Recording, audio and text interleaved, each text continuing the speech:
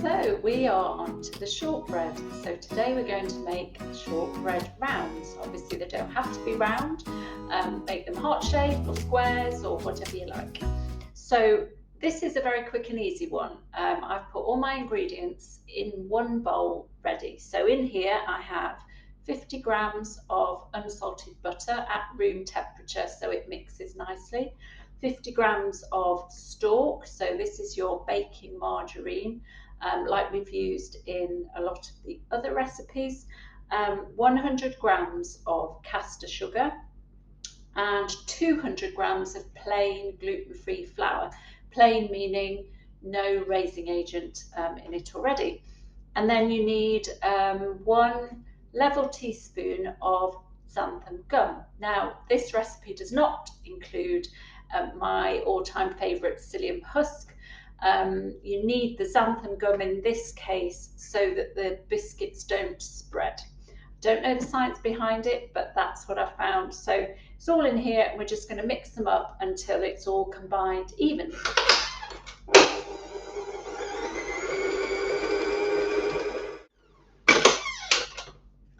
So that is all fairly even. You can see it's evenly mixed. It's quite lumpy. It doesn't need to be smooth. It's not like a cake batter. What we're going to do is squish it all together.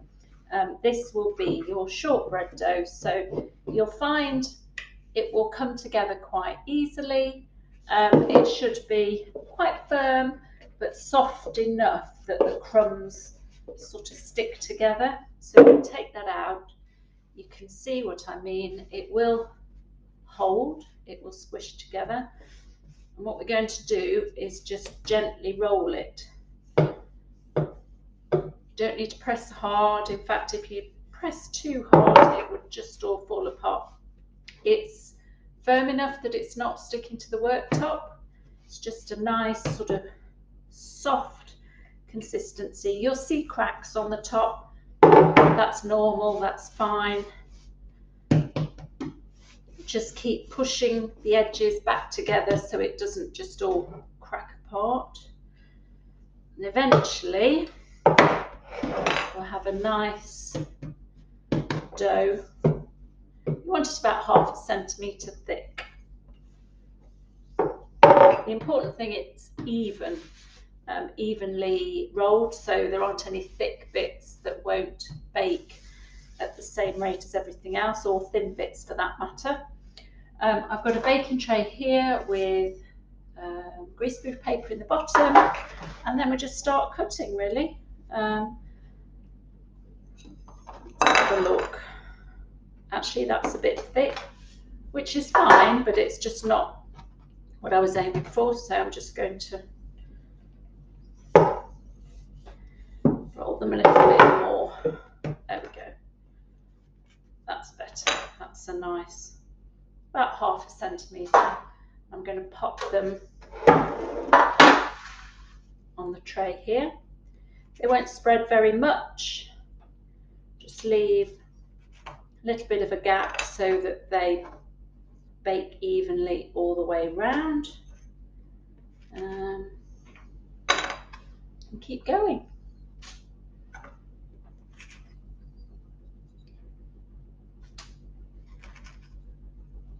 There we are, just about there. So you have a choice now. You can gather this together, roll it back out and fill another tray. Or what I like to do is gather up the spare dough and, there we go,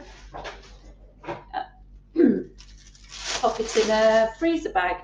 So if you bring it all together so it's not crumbly, back together again, the dough will go in a freezer bag. It will go in your fridge for a couple of days so you can bake more batches when you want them, or it will go in the freezer. It will last in the freezer for several months, and when you want it, just defrost it in the fridge overnight, roll it out and do exactly what we're doing now. So this is a way of having fresh shortbread biscuits more often rather than baking from scratch every time. So it's just another idea, and it's one thing that I do to make sure I've got nice treats handy or easily available whenever I want them. So these are going to go in the oven, and we'll have a look when they're cool.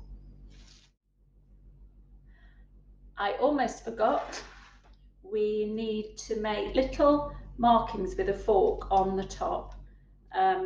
Lets the steam come out and avoids the middle bubbling. I don't know if you can see there, let me just show you one really closely.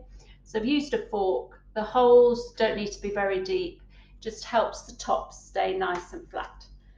So these now are going to go in the oven. The shortbread rounds have just come out of the oven. These have taken 13 minutes in my oven. So what you want, you'll see they're dry on the top now, not shiny. Underneath, there's hardly a colour, but they have started to just go a tiny bit golden, and that's just perfect, really.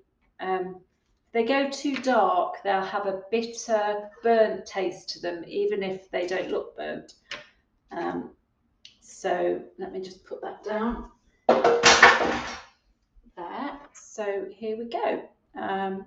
Little shortbread rounds. There are some little cracks on the top, but that's how mine always turn out. I'm no scientist, so I don't really know why, but I guess they've just changed shape ever so slightly. But that xanthan gum has meant they haven't spread completely.